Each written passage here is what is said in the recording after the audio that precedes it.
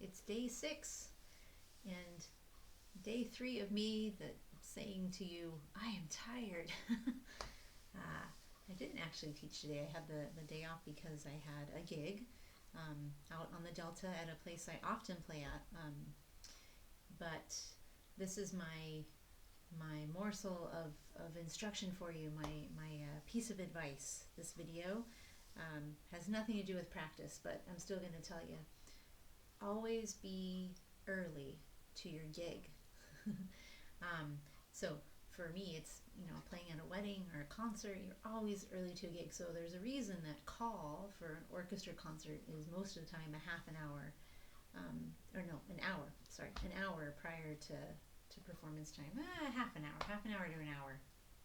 I'm already forgetting because I'm going to give you my advice. Always be earlier than the call, because you just never know what's going to go. And who wants to play a concert or, a gig for a wedding stressed because you have tried to rush to get to that gig? Well, I'll tell you, I was very thankful that I left really early for my gig today. In fact, I always plan I try at least 20 minutes early, usually a half an hour, and I get to the place that I'm going to perform or gig at, and I read a book, or I decompress a bit, or I just look outside, right? Today I was on the Delta. Usually I'll go park and just, look at the river and watch all the cool birds and stuff. So anyway, the moral of the story is I'm glad I was early today because I was late to the gig. But so was everyone else. So what happened was I got over, there's 2 bridges you have to cross. I got over the main bridge, and then I approached the little bridge, and as I got there, I noticed all the cars were stopped. I thought, uh-oh. And then I saw a bunch of flashing lights, and we weren't moving. Now I'm still way early to the gig. I'm like, okay, I'll wait. And I waited for about 5 minutes or maybe 10 minutes. No one's moving. And I'm realizing this bridge isn't going to be opening. There's something big going on there because there's tons of flashing lights, fire engines and whatnot. So I reverse.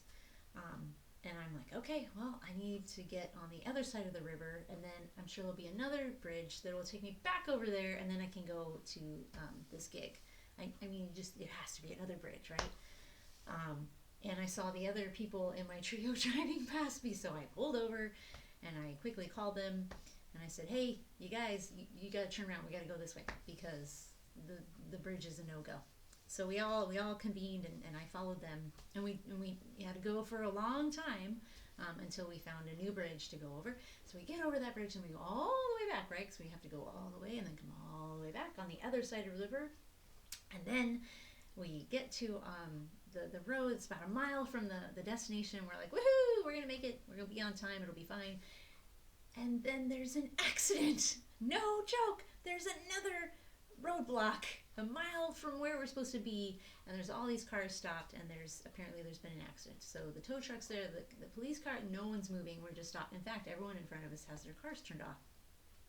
So we turn our cars off, and the cellist that I'm playing for today that hired me, she calls the mansion that we're playing at, and of course, like, oh yeah, everyone's behind because they're all stopped. They're at that bridge, and they're turning around doing what we did, or they're with us waiting because of this accident. This is the only entryway to get to this place at this point. So finally, they actually did. It wasn't too long away. It was probably about 8 minutes. They cleared it away, and we got there.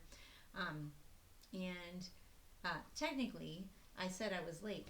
We weren't late. In my head, we were late. We weren't late because we had planned to be there half an hour before we had to start. So we got there at about 5:10. And we had to play at 5:30, so it was fine. Actually, we were all rattled and ruffled, but we were there. We played on time, and it was fine. And a lot of the guests were still trickling in. The wedding started later, which was okay because things happen, right? And that's the moral of my story. I know this is taking a long time, but be early to your gig, or be early to wherever it is you're going that's somewhat important. Be early. It's just good to be early. Okay.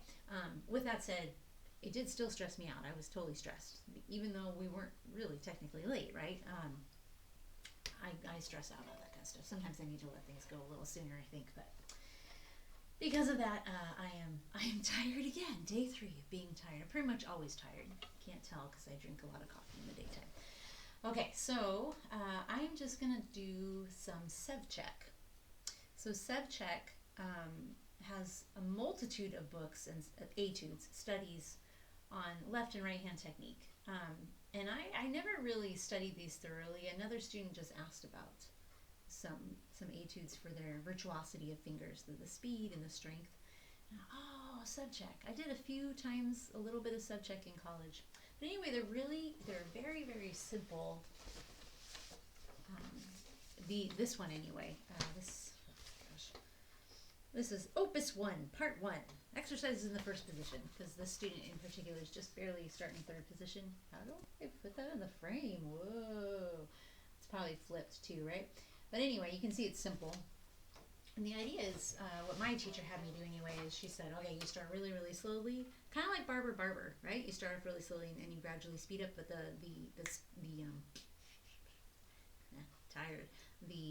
tempo is the same, but the subdivisions change, right? So you start off like quarter notes, and then you do eighth, eighth, eighth, eighth, and then 1 E and a 2 E and a, right? And you're also keeping the same bow stroke. So for instance, the first one, it's A, B, C, right? C natural.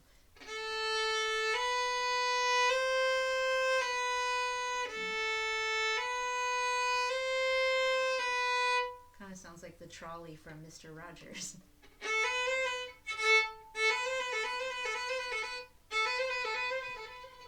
Okay, this is a very goofy video today. I'm sorry. This is very vlogish, right? Unedited, just me chatting. Okay, so you take that and you make sure that it is accurate, right? So your fingers are landing and they're hitting the same spot every time, and the weight of the fingers is happening correctly, i.e. you're not squeezing the violin, but your fingers are acting like hammers as they drop, right? And you do that a few times. And then you turn them into eighth notes. So you got...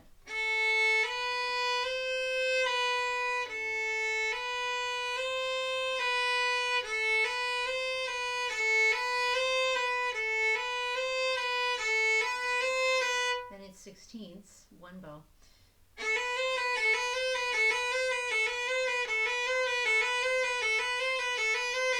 And what I'm doing this for tonight is just something short and just to kind of work my hands, since I played quite a bit today, but just to kind of remind me again, like I was talking yesterday about tension.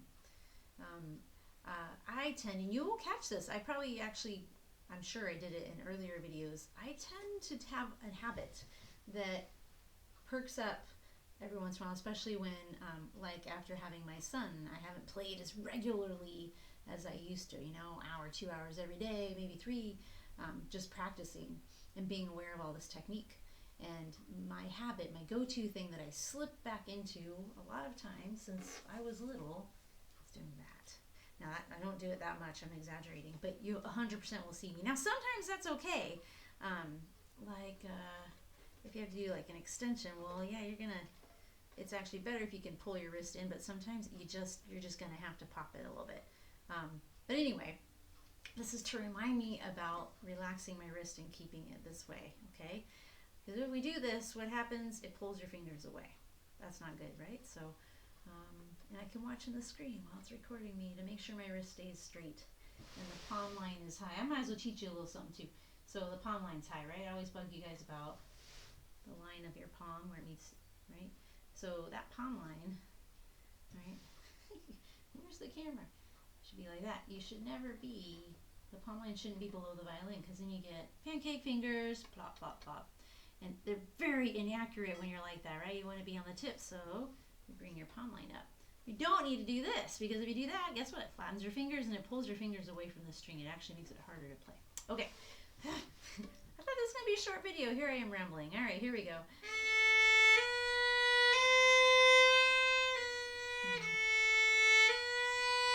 Check that B. The D string makes a nice ring note.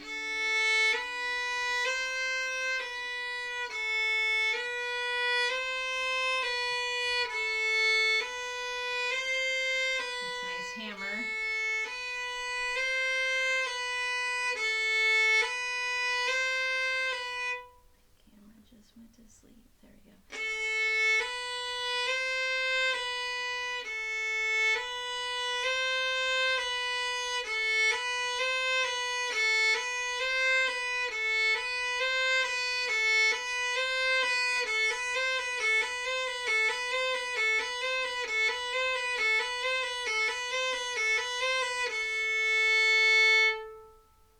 so I've already kind of calmed the wrist down. I noticed as I was going, as I wanted to pop my wrist out, I was squeezing. Yeah, that's a tension thing, which is no good for playing, especially a long time, right? You got a whole 2-hour concert. That's not good, right? So, yeah, that's kind of a nice wake-up call for me. And that's all I'm going to do tonight, since I played quite a lot today, and that was a good kind of reminder about, hey, you got to bring your wrist in and use the hammers rather than squeezing the lemon, right? All right. Well, I hope my rambling didn't go on too long for you. That was a long story, but always come early to your gig or whatever it is you're going to that's important. Come early so that you don't have to rush and you know that you'll be on time. All right. Happy practicing. This was day 6 for me. I had some students that said they're on day 8 or 9. I'm like, what? You start early, which is great. I love it. And they're really ambitious and excited about it. So, okay. Have a good night.